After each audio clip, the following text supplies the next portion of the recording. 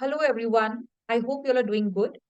So, I'm back with another video on current affairs. And in this one, I would cover all the important news, happenings, events from November 26th to December 10th. So, let's begin. So, Irish author Paul Lynch wins 2023 Booker Prize. So, as you would know, that Booker Prize is one of the highest literary awards of the world, most renowned literary awards. And for this year, for 2023, it has been won by Paul Lynch, who is an Irish author, for his fifth novel, Prophet Song. And it is noteworthy that London based Indian origin author Chetna Maru was also in the fray, was also in the running for this year's Booker Prize for her debut novel, Western Lane. So she was also shortlisted. However, she could not, win the award, unfortunately. And this novel by Lynch, it is his fifth novel, and it is basically based on the unrest in Western democracies and their indifference towards disasters such as the implosion of Syria. So, a topic, an issue very relevant in the present times. And the author received Euro 50,000 and was presented with a trophy. And sometimes, you could be asked questions for the preceding year also. So I thought that I should include it in the PPT. So last year's winner was Shehen Karunatilaka from Sri Lanka. And he won the Booker Prize for his work, The Seven Moons of Mali Almeida. Next, students, President Draupadi Murmu unveils Dr. BR Ambedkar statue at the Supreme Court. So, Dr. B.R. Ambedkar, he is the chief architects of the Indian Constitution. He was the head of the uh, drafting committee that had put together the Indian Constitution. Also, he was the first law minister of India.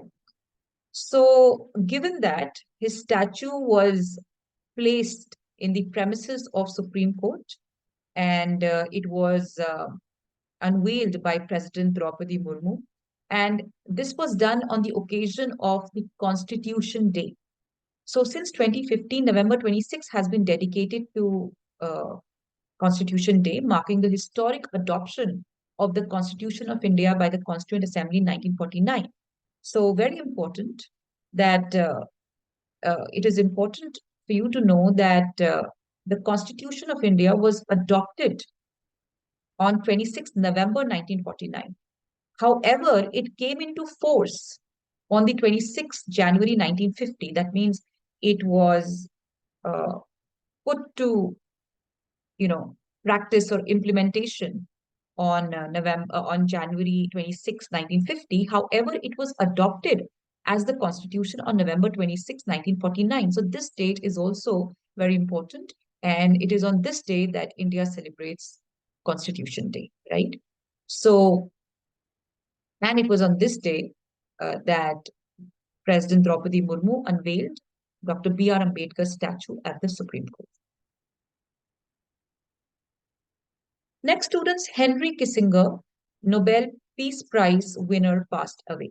So Henry Kissinger, he was a very well-known and a very significant figure in the American foreign policy. He passed away on November 29, 2023 at the age of 100. And he served as the US Secretary of State under President Richard Nixon and Gerald Ford. And he had played a very pivotal role in shaping US foreign policy during the 1970s. And he was also awarded the Nobel Peace Prize in 1973 for his role in the Paris Peace Accords. Although he was a very controversial figure, and he was also accused of war crimes for his role in the Vietnam War and the Chilean War. So he passed away at the age of 100.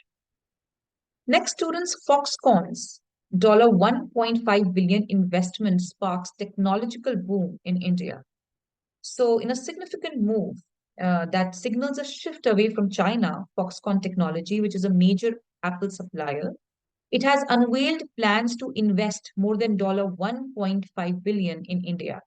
That means that the foreign investors now see India as a very attractive and a lucrative investment destination. This signals that. And it also signals that India is now probably gradually, replacing China as a preferred destination for investments.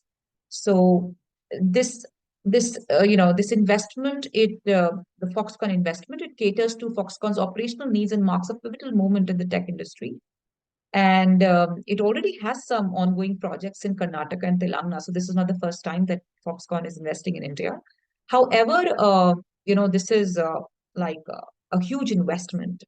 And these ventures, in fact, they're part of the larger strategy of Foxconn to diversify its investment and to gradually move away from China, which somehow, after the COVID-19 has earned a negative reputation as a destination for investment. So the dollar, coming to the investment by Foxconn in India, the dollar 1.541 billion investment is channeled through a Foxconn subsidiary, which is named Hon High Technology India Mega Development, and the subsidiary is registered in Maharashtra. So it will be through this subsidiary that the investment would be channeled. So a little more about Foxconn. So it is a crucial part of the Apple supply chain. It is a major player in the Apple supply chain, and Foxconn's factories play a critical role in the assembly of iPhones. So the decision to invest in India, like I said, it underscores the company's commitment to diversify its supply chain and to enhance its investments in India. And it comes at a time when global geopolitical dynamics and disruptions caused by the pandemic have compelled the tech companies, including Foxconn, to reassess their concentration in China, reassess their sole focus on China. So this is basically to, mitigate or to diversify their risks.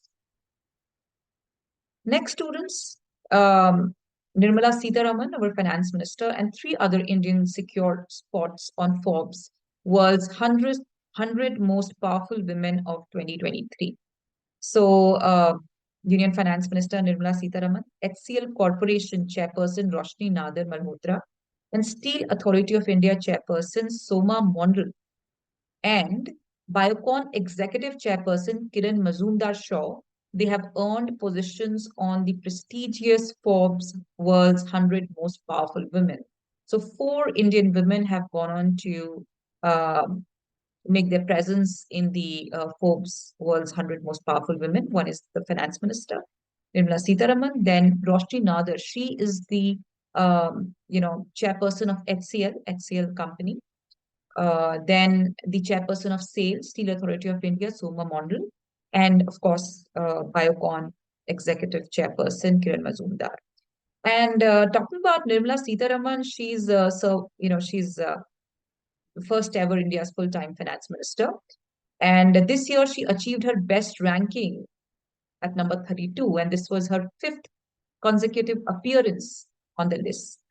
And Forbes also spoke about her groundbreaking role and emphasizes her prior experiences at the UK-based company and the BBC before entering the politics.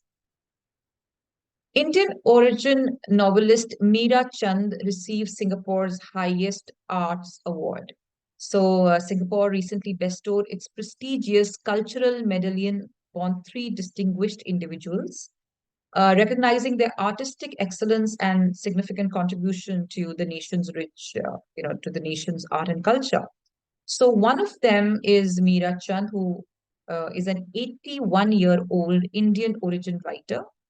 And she shared this award with the novelist Suchen Lim and Malay dance veteran Osman Abdul Hamid. And this award was presented by Singapore President Tharman Shanmugaratnam. Government unveils Mera Gaon Meri Dharohar project to document village heritage. So, Union Minister G. Kishan Reddy, who is responsible for cultural tourism. So he unveiled, he launched this government project called Mera Gaon Meri Dharohar project to document village heritage. So basically, the objective of this initiative is to safeguard and celebrate the diverse cultural identity of different villages. And it is to basically, map the culture and the, you can say, the historical legacy of different parts of the country, different regions, different villages.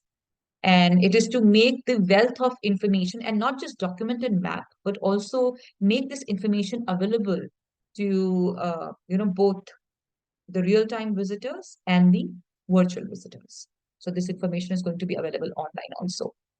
Moving on, Taylor Swift named Time Magazine's Person of the Year. So Taylor Swift has been named Time Magazine's Person of the Year 2023. And, this comes at a time when, she's won the title, or she's known for the most played artist on Spotify, underscoring the widespread impact of her music and influence. And it also serves as a reflection of her multifaceted impact on music, culture, and society. So, Time Magazine's Person of the Year, Taylor Swift.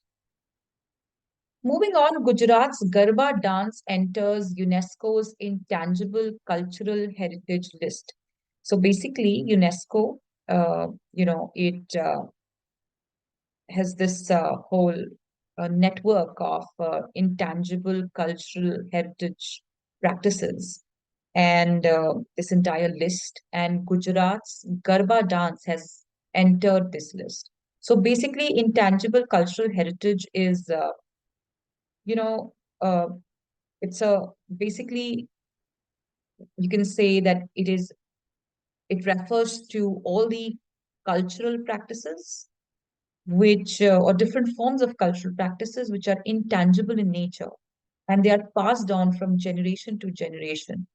So it could be in any form, and it is essential to preserve and safeguard and protect this heritage. So it is in pursuance of this goal that UNESCO maintains this intangible cultural heritage list.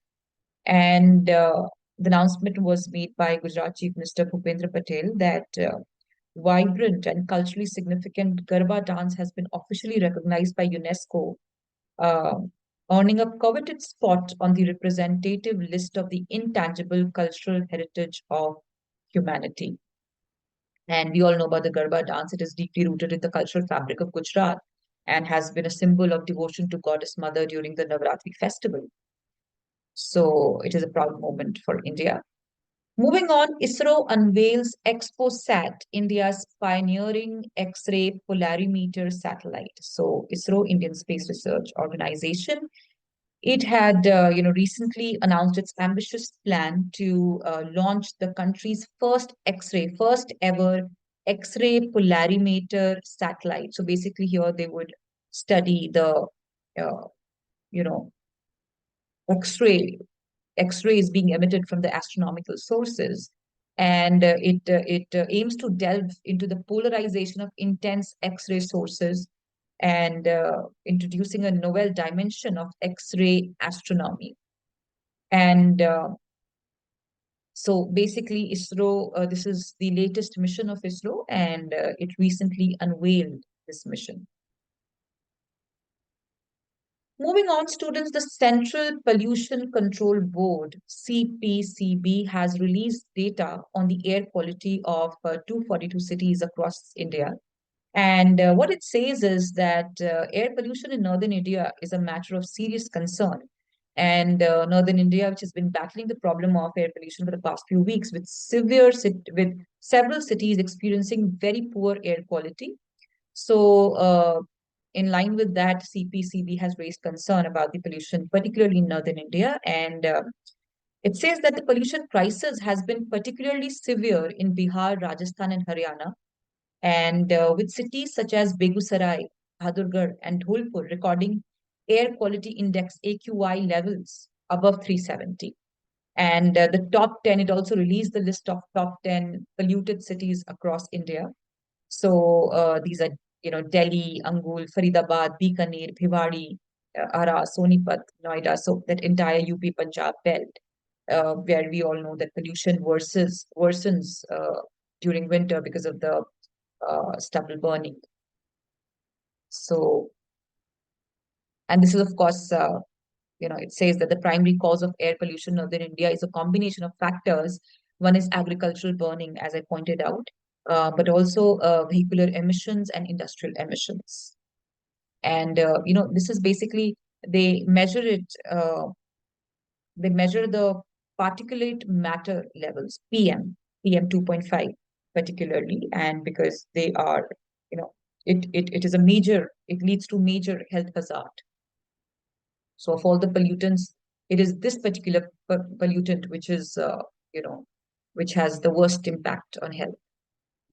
Next, Cyclone Michuang strikes Andhra Pradesh, transition from severe cyclonic storm to depression. So,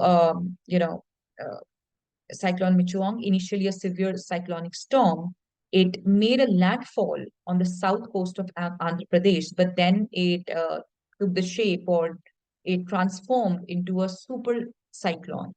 And you know, it initially it also weakened into a depression as it crossed the coast. And it like according to the Andhra Pradesh Chief Minister's office, it reported that it had significant devastating consequences affecting nearly 40 lakh people in 194 villages and 2 towns. And almost 25 villages were inundated, and it caused damage to 770 kilometers of roads. And then it also impacted the Tamil Nadu region. Next, students, Akshata Krishnamurthy becomes first Indian to operate Mars rover. So Mars rover is it's a NASA's project that explores Mars. And Dr. Akshata Krishnamurthy has made this incredible achievement in space exploration, wherein she became the first Indian to operate Mars rover. And she has a special degree from MIT, and she works at NASA and is deployed with the Mars rover project. And she's been working with NASA for more than 5 years. And she has done some important tasks for different space missions, especially one called the Perseverance rover. And this rover is on a mission to explore Mars, to collect things from Mars, which will help us understand more about the red planet. Top French civilian honor for ISRO scientist BR Ambedkar. So, in a momentous recognition of her significant contribution to space cooperation between France and India, Lalitambika VR, who is a distinguished scientist and former director of the Human Spaceflight Program of the Indian Space Research Organization, was honored with the prestigious Legion d'Honneur. And the award was conferred upon her by Thierry Matthau, the ambassador of France to India, in a ceremony held in Bengaluru. So Lalit Ambika students, she's age 60, and she played a pivotal role in fostering collaboration between the French National Space Agency and ISRO.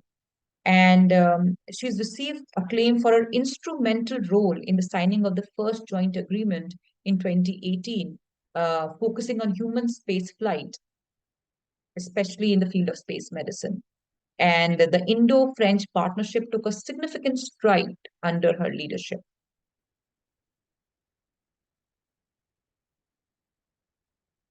Mahaparinirvan Divas 2023, BR Ambedkar's death anniversary. So students, you should know that December 6, 2023, it marks the Mahaparinirvan Divas, commemorating the death anniversary of Dr. B.R. Ambedkar. So Dr. B.R. Ambedkar, like I told you, he was the chairman of the drafting committee that put together the constitution, and also he was the first law minister of India. So it was on December 6th that we lost him, that he expired. And it is, to commemorate his death anniversary that Mahaparinirvan Divas is celebrated. Now, why is it called Mahaparinirvan Divas? So Mahaparinirvan is basically a Buddhist term which it is a symbol of, it's a fundamental Buddhist concept basically that symbolizes attainment of nirvana. It's like freedom from uh, death and life. And when Lord Buddha left his body, uh, it was that whole event is known as Mahaparinirvan. So Dr. B.R. Ambedkar, he had renunciated Hinduism, he had given up Hinduism and he had adopted Buddhism. So given this, his death anniversary is termed as Mahaparinirvan Divas, and it is on December 6th. It is December 6th that marks this day.